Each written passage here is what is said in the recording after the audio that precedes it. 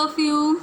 Grade 9. We are now going to deal with economics chapter number 3, poverty as a challenge. Now we are going to deal with poverty as a whole. What does it mean and how it is a challenge for any country and how it hinders in the development or progress of a country. So, introduction. Poverty is the most difficult challenge faced by independent India. Now we are talking about our country. So basically, for the independent country like India, poverty is the most difficult challenge which is faced by it. Why? Because poverty is a condition in which a person lacks the financial resources and essential things to enjoy minimum standard of life. So what is poverty? Poverty is a condition in which a person lacks financial resources. उसके पास financial resources नहीं है and essential things to enjoy minimum standard of life. Minimum standard of life, how we people are managing, not nowadays, how we managed till 2019. Okay, so we have financial resources, we have good jobs, right? We have essential things and we can enjoy at least a minimum standard life. Okay, we can enjoy that. So we are not poor people, but those who are not able to do this, those who are not having essential things to enjoy minimum standard life, they are considered as poor people. So poor people can be landless laborers in villages, juggi, and slum dwellers in cities. Juggi means people living in juggis means slum areas. Okay, in cities and towns, daily wage workers at construction sites, child workers in dhabas, or even beggars. All these people, they come under poor people category. So who are they? Landless laborers in villages. गाँव में जो landless laborers है, जिनके पास खुद की ज़मीन नहीं है, वो होते हैं गरीब लोग. जो लोग झुग्गियों में या स्लम एरियाज़ में रहते हैं, सिटीज़ एंड टाउन्स में, they come under this category. Daily wage workers, जो हर दिन का उसका पेमेंट उसको मिलता है, daily veg worker, right?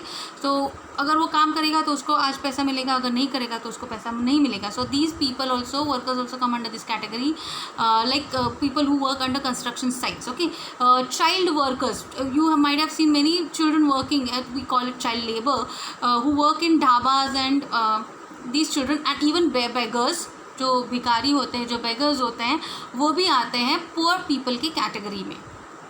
In India, India has the largest single concentration of poor in the world, where every fourth person is poor. India has the largest single concentration of poor if we compare the other countries around the world, where India has every fourth person in India is poor, right? Now let us see the exact definition of poverty. So poverty can be defined as lack of daily requirements of livelihood like food, clothing, education, etc. ऐसा इंसान जो daily requirement का पूरी नहीं कर पाता है, उसको वो कम पड़ती हैं, जैसे कि फूड, क्लोथिंग, एजुकेशन, हेल्थ, है ना, ये अगर वो ज़रूरतें पूरी नहीं कर पाता है तो ये बंदा आता है पॉवर्टी की कैटेगरी में या पुअर कैटेगरी में. The poor could be landless laborers in village. We have seen this. I'll just read it out for you. The poor could be a landless laborers in villages or people living in overcrowded juggis in urban areas. Every fourth person in India is poor. India has the largest single concentration of the poor in the world. Now, two typical cases of poverty. Obviously, one who lives in urban area and the one who lives in the rural area. ये दो categories है, ये typical cases हैं.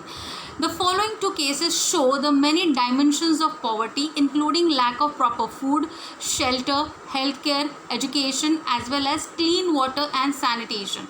They also show lack of a regular means of livelihood. तो ये सारी चीज़ें आती है अर्बन और रूरल एरियाज़ के under. So let us study urban case. This is an example of a person who lives in urban area. So Ram Saran, he is a daily wage worker in a flour mill near Ranchi in Jharkhand. He earns around rupees 1500 per month when employed. He supports his family of 6 persons. Besides sending some money to his elderly parents, his wife and son also work, but none of his 4 children can attend school. Okay, the family lives in a one-room rented house on the outer areas of the city. So the children are undernourished. They have very few clothes or footwear and no access to healthcare. So this is the condition of a person who comes under poverty or poor category, who lives in urban area. A person is a daily wage worker, Ram Saran. He earns 1500 rupees per month, and he has a family of 6 members, and he sends some money to his elderly parents in the village. Besides him, his wife and son, they also help him to earn money, but his children, they never go to school. They live in one room rented house. Okay, and his children are undernourished. उनको ज़्यादा अच्छा खाना नहीं दे पाता है वो, इसलिए उनकी नरिशमेंट ज़्यादा नहीं हुई है. They are undernourished. They have very few clothes to wear, footwear to wear, and they have no access to health care. यानी हॉस्पिटल में जाने के लिए या क्लिनिक में जाने के लिए उसको ज़्यादा पैसे उसके पास नहीं. अगर बच्चे बीमार भी पड़ते हैं तो वो उनको लेना नहीं जा सकता क्योंकि उसके हाथ में कोई पैसा बचता ही नहीं है. Right. So now let us study the rural case. Lakha Singh is a landless laborer in a small village near Meerut in Uttar Pradesh. By doing odd jobs for farmers, he earns rupees 50 per day. Sometimes he gets some food grain or the other items instead of cash. He is not literate and his family of 8 people lives in kacha hut near the edge of the village. They have no access to healthcare, cannot afford new clothes or even a soap or oil. So if we study, if you have understood this case, you will understand in both the cases, whether the person lives in rural area, whether the person lives in urban area, the living condition is the same.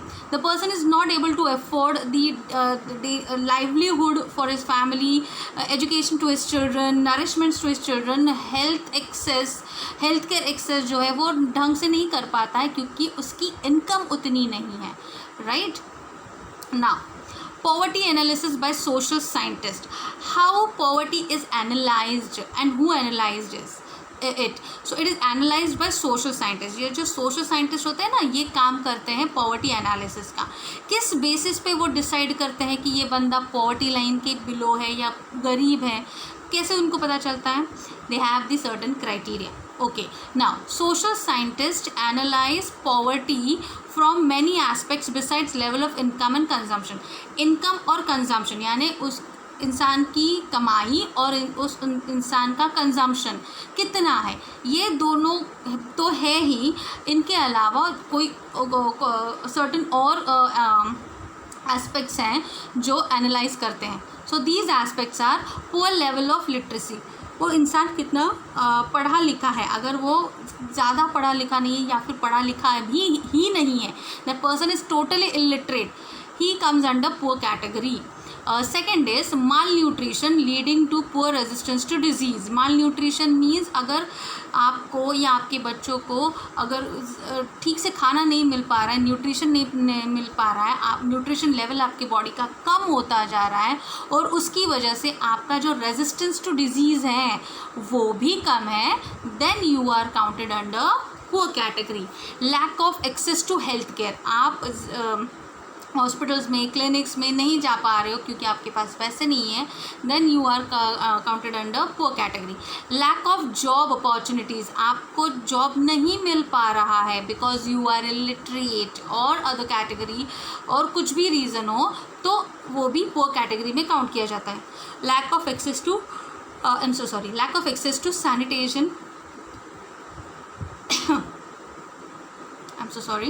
Lack of access to sanitation and safe drinking water and so on. If you are not getting proper sanitation and you are not getting safe water to drink, clean water to drink, then you are counted under poor category. So these are some of the criteria or aspects of poverty analysis by social scientists besides from income and consumption. Now Indicators for poverty. Now, what things indicate that people are poor? The most commonly used indicators for poverty analysis are social exclusion and vulnerability. Social exclusion and vulnerability, ये दो criterias है जो बताते हैं, जो indicate करते हैं कि लोग गरीब हैं. Social exclusion. Now, what is this social exclusion? Social exclusion, not social inclusion. Exclusion means उस ग्रुप को उठा के बाजू में कर देना क्योंकि वो आपके लेवल का नहीं है, इसको बोलते हैं exclusion. Social exclusion means living in a poor surrounding with poor people, excluded from enjoying social equality of better off people in a better surrounding.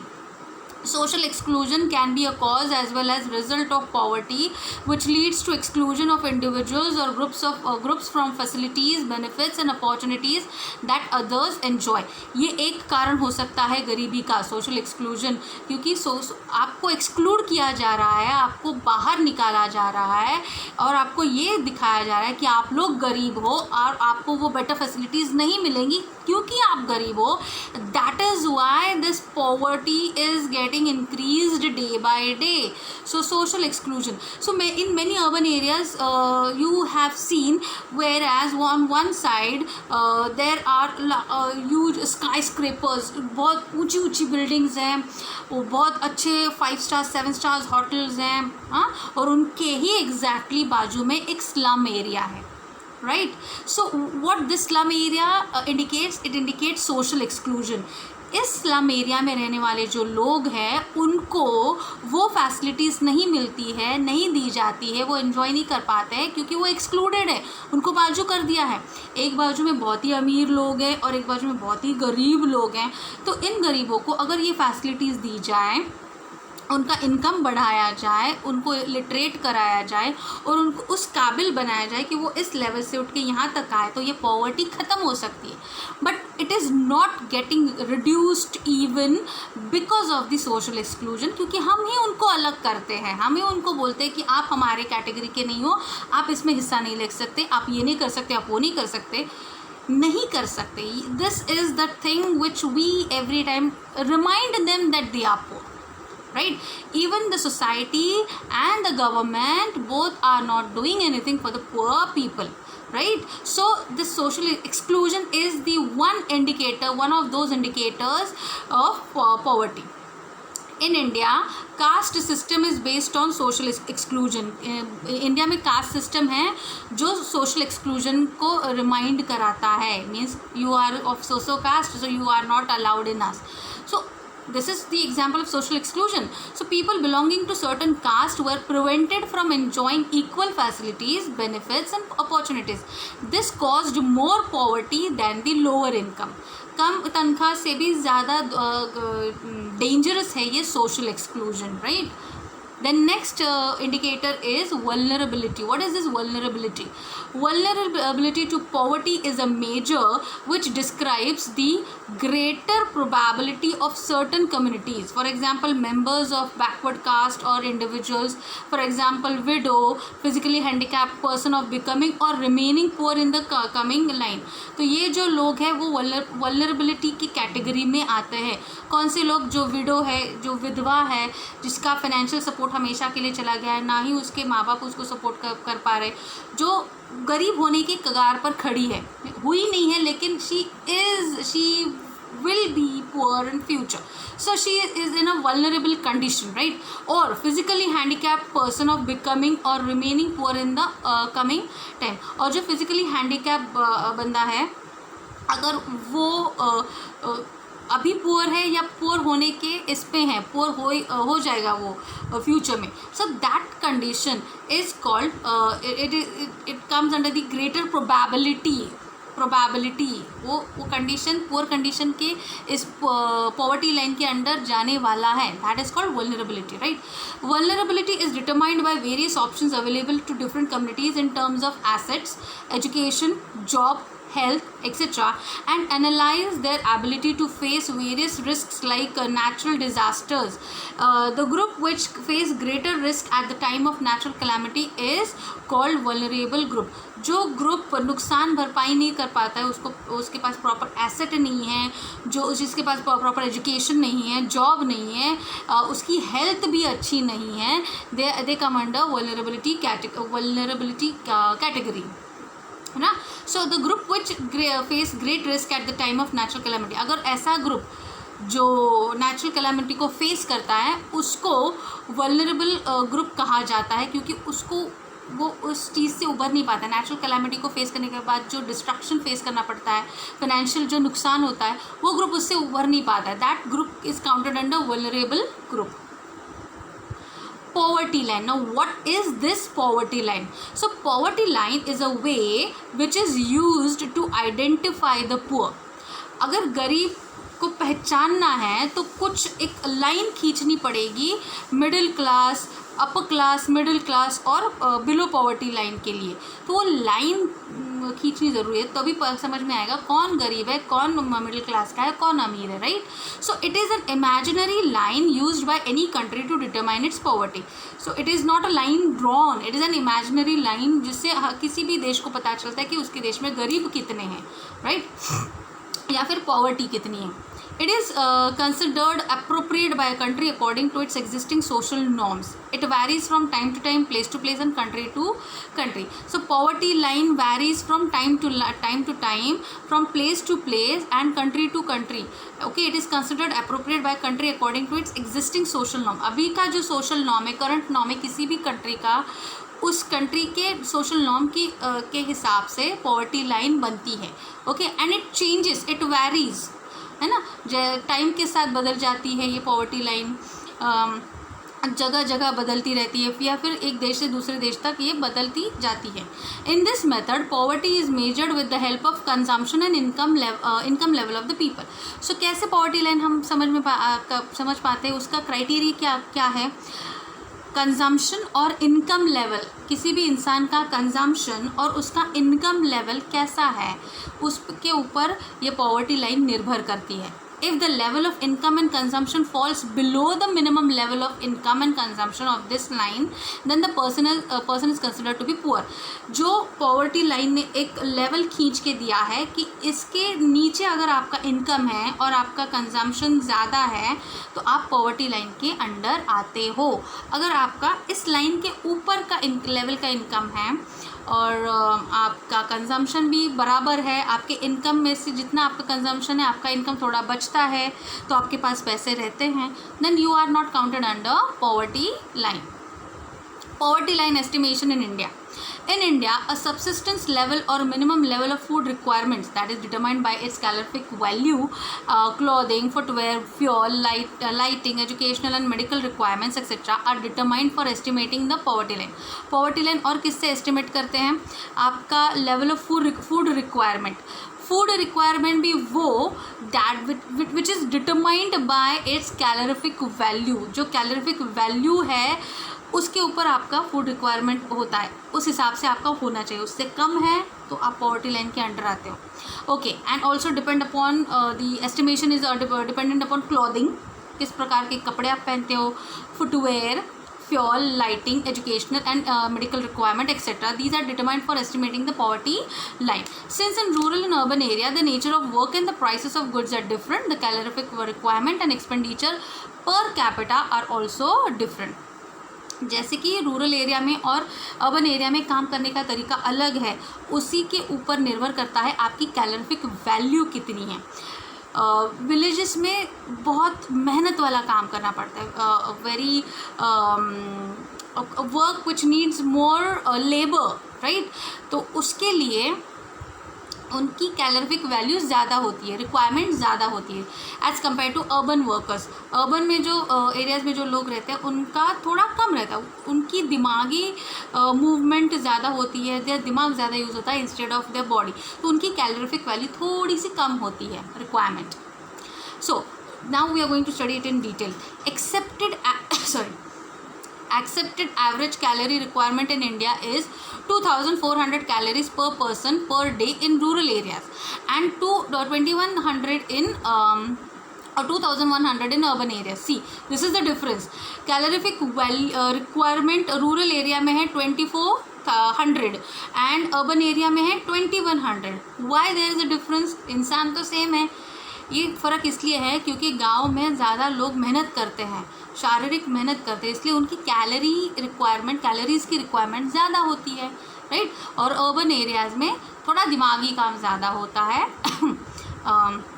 जितनी भी लगती होगी कैलोरीज रिक्वायरमेंट, आई गेस वो एक्सरसाइजेस करके उनको वो कॉम्पनसेट कर लेते हैं.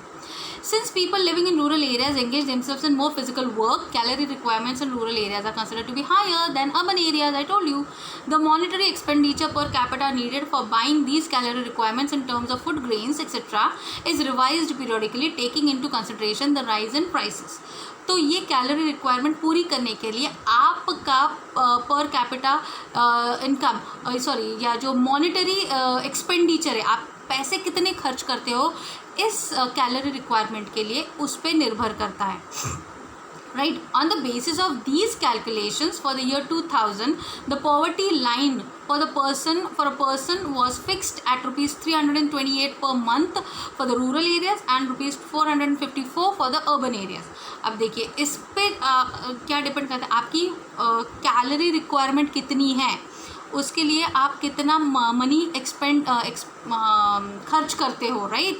तो उसके ऊपर आपका मंथली रिक्वायरमेंट डिपेंडेंट है और यही चीज़ आपको डिफरेंट या सेपरेट करती है वेदर यू आर पुअर और नॉट. तो उस हिसाब से 2000 में पॉवर्टी लाइन खींची गई थी रूरल एरियाज़ में और अर्बन एरियाज़ में. जो इंसान रूरल एरिया में 328 रुपीज़ पर मंथ कमाता है वो या उससे कम, वो आ जाता है पॉवर्टी लाइन के अंडर. और अर्बन एरियाज़ में 2000 में क्या एस्टिमेशन निकाला था, रुपीज़ 454 कमाने वाला बंदा पॉवर्टी लाइन के अंडर आएगा.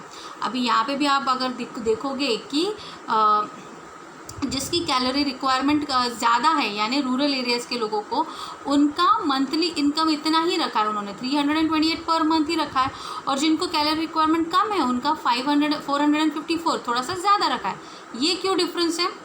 Despite less calorie requirement, the higher amount for urban areas has been fixed because of high prices of many essential products in urban centers.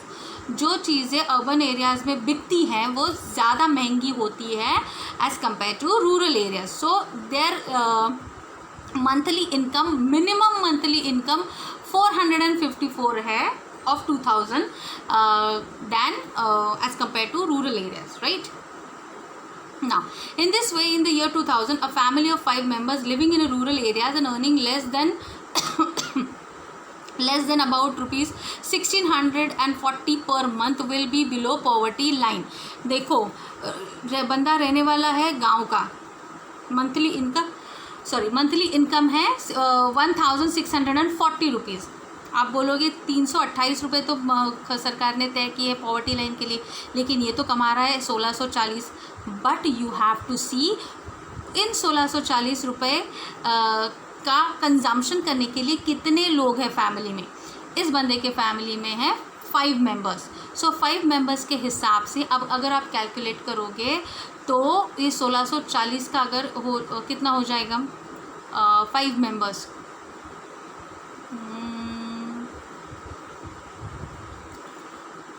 या see it comes near about 300 से 350 एक बंदे का खर्चा आएगा महीने का इस मंथली इनकम में. तो हो गया ना, आपको फैमिली का नहीं काउंट करना है, आपको सिंगल पर्सन का काउंट करना है. सो 1640 रुपये 5 मेंबर्स के लिए, तो एक मेंबर का 300 से 350 रुपये का खर्च आता है, यानी वो आ गया पॉवर्टी लाइन के अंडर जो गवर्नमेंट ने खींच के दी है रूरल एरिया में 328 rupees per month, right. So he comes under he and his family comes under poverty line. A similar family in the urban area would need a minimum of rupees 2270 per month to meet their basic requirements. उसी हिसाब से जो बंदा urban area में रहता है उसके भी 5 फैमिली मेम्बर्स हैं और कमाता 2270 रुपीज़ है पर मंथ का, तो वो भी आता है पॉवर्टी लाइन में, right? So the poverty line is estimated periodically, normally every 5 years by conducting sample survey. तो ये पॉवर्टी लाइन हर वक्त चेंज होती रहती है। वो चेंज करने का वक्त क्या है? It takes 5 years. After every 5 year this poverty line is estimated periodically. Periodically means after 5 years. And how it is conducted? By conducting sample survey. सर्वे किए जाता है ना?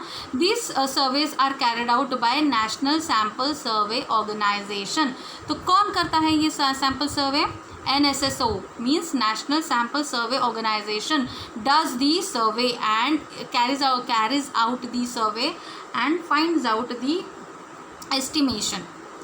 However, for making comparisons between developing countries, many international organizations like the World Bank use a uniform standard for the poverty line.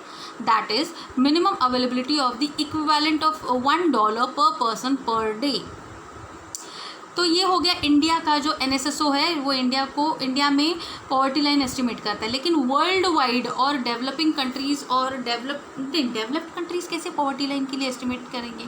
Developing countries जो है उनका ये poverty estimation कैसे होता है, कौन करता है? This is done by world bank, the World bank and sorry and it has what is written over here? Uniform standard, उनका यूनिफॉर्म स्टैंडर्ड है वर्ल्ड बैंक का, और वो है कि जो भी बंदा वो कंट्री में $1 के बराबर कमा पाता है या कम कमा पाता है, वो आता है per day $1. That person should earn $1 every day.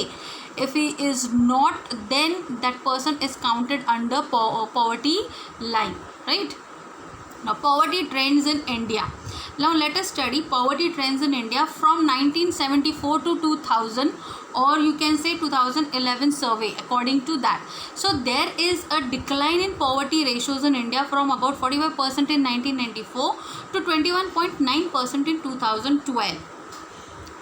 ये अच्छी चीज़ है। अगर पॉवर्टी का रेशो कम हो रहा है इंडिया में, इसका मतलब इंडिया से गरीबी कम होती जा रही है। So it was 45% in 1994, poverty का रेशो था इन 1994 में 45% था, और 2012 में हो गया 21.9%. Good. If the trend of declining poverty ratios in India continues at this rate, then poverty line में reduce to 20% in the next few years. अगर इसी तरह आगे भी ये रेशो घटता गया, कम होता गया, रिड्यूस होता गया, तो कुछ ही सालों बाद इंडिया का रेशो जो है पॉवर्टी का वो 20% तक आ जाएगा, बहुत ही कम हो जाएगा. It is good. Economic survey of 2011 and 12 by Ministry of Finance, Government of India. What does it say? The poverty ratio in the year 1973 was 55% and 30% in 2009 and 10, which shows decline in the poverty ratios. Poverty ratios further came down to about 26% in 2000 and 36% in 1994. 1994 में था 36%, वो 2000 तक हो गया 26%, यानी 10% से कम हो गया poverty ratio. Therefore, the poverty ratio is continuously decreased or continuously getting decreased from 1974 to 2000, right? So this is good. Groups vulnerable to poverty, कौन से ग्रुप है जो वल्नरेबल है पॉवर्टी के लिए, पॉवर्टी की लाइन पे या कगार पे खड़े हैं? Poverty among social groups and economic categories varies widely in India. Social vulnerable groups are the households of scheduled caste and scheduled tribes, यानी SCs and STs की कैटेगरी में जो लोग आते हैं वो social vulnerable groups के अंडर आते हैं. Economically vulnerable groups comprise rural landless labor households and urban casual labor house holds. तो इकोनॉमिकली वल्नरेबल ग्रुप्स कौन से हैं? जो रूरल का लैंडलेस लेबर है और अर्बन का जो कैजुअल लेबर है वो आते हैं इकोनॉमिकली वल्नरेबल ग्रुप्स में। However during the last few years all these groups except the scheduled tribes group have witnessed a decline in poverty. scheduled tribes को अगर आप छोड़ दें तो ये बाकी के सारे जो ग्रुप्स जो मेंशन किए हैं ऊपर, उनकी पॉवर्टी लाइन वो डिक्रीज़ हो गई है, डिक्लाइन हो गई है, या वो सुधर गए हैं अपनी हालात में, है ना, पॉवर्टी की हालात में वो सुधर गए हैं। Now global poverty scenario worldwide, what is the scenario of poverty? Although extreme economic poverty has reduced in the world from 43% in 1990 to 22% in 2008 as per the World Bank, still there are vast regional differences. देखो पूरी दुनिया का अगर हम देखें, so 1990 में it was 43% all over the world poverty, right, and it has come to 22% in 2008 according to the reports given by the World bank.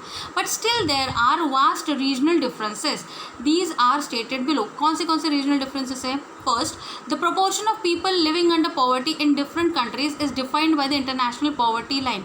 क्यों ये अलग अलग है? क्योंकि जो बहुत सारी कंट्रीज़ हैं उनकी पॉवर्टी लाइन जो है वो इंटरनेशनल पॉवर्टी लाइन डिफाइन करती है।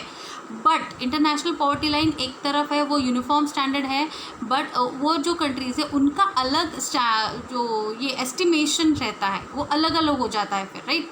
Second, the South East Asia and China there is decline in poverty due to rapid economic there is decline in poverty due to economic growth and massive investment in human resource development.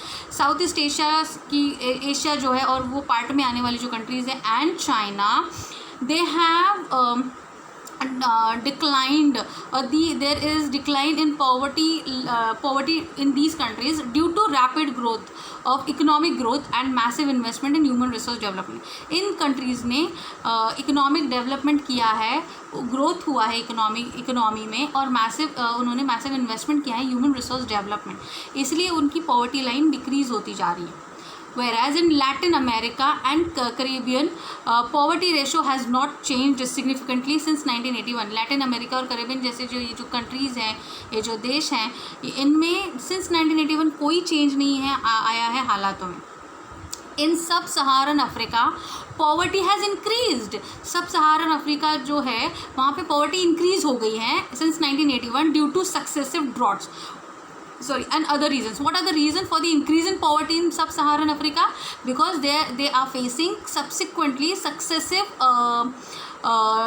Droughts जैसी situation, natural calamities वो face कर रहे हैं, इसलिए वो अपनी economy में उभर के नहीं आ रहे हैं, so there is increase in poverty. However it declined from 51% in 1981 to 47% in 2001। 3% का कम हुआ है पॉवर्टी इन देशों में since till 2008। Okay, till here we are going to study. You're going to mark these important notes which you have studied in this video in your textbook as well as in your refresher. Okay, you are going to watch this video again and again until you get the concepts clear. Please leave your comments in the comment section, and if you have any problem, please do let me know. Okay, till then, bye.